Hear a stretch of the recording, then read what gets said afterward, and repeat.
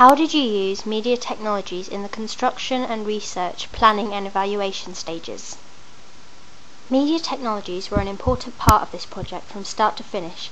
To look at case studies in order to get an understanding of what music videos included, we used YouTube by linking the URLs of various music videos onto our website, where we analysed them in detail. This meant that I was able to group all my research on camera angles, lip syncing, editing, mise-en-scène, and how they were used to encode messages onto one page.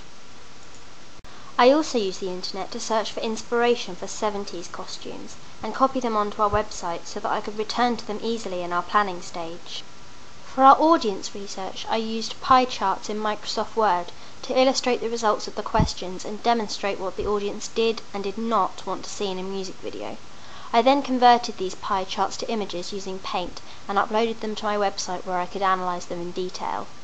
The images of our props and locations were all edited using Instagram to give them a more vintage effect to fit in with the theme. They were then uploaded to the website to illustrate our planning stage with detail. To present our storyboard, I scanned the A3 paper we used to draw it out on and carefully split it up into several images using Window Live Gallery to show the individual scenes in closer detail. I straightened the images and edited the contrast so that our writing could be clearly seen on a computer screen.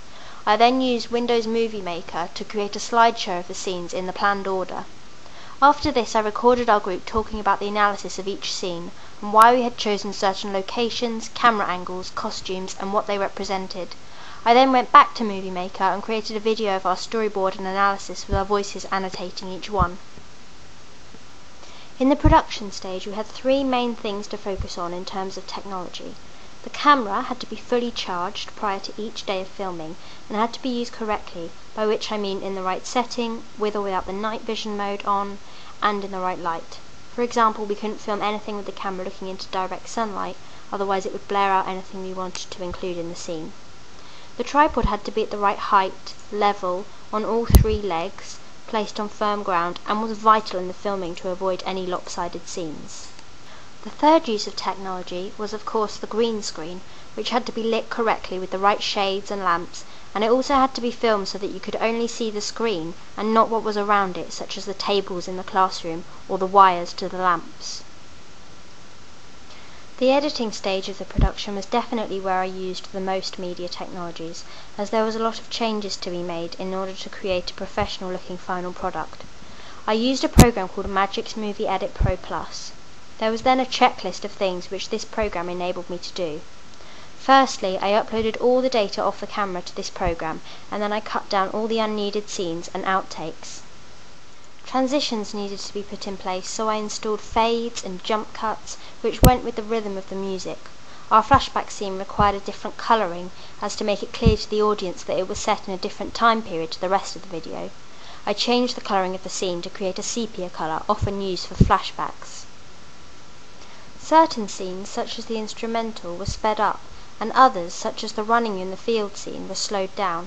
I then had to time in the lip syncing with the soundtrack, so that it looked just like the artist was singing.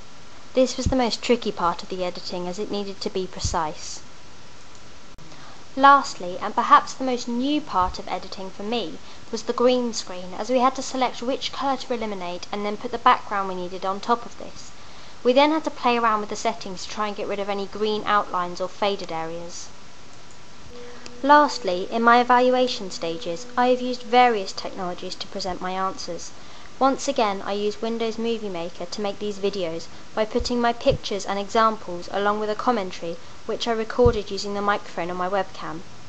I wouldn't have been able to remember all these stages and parts of my production if it was not for my website, where I uploaded photos, videos, pie charts and analysis, which I have returned to in my evaluation by print screening examples of my website and putting them into these videos.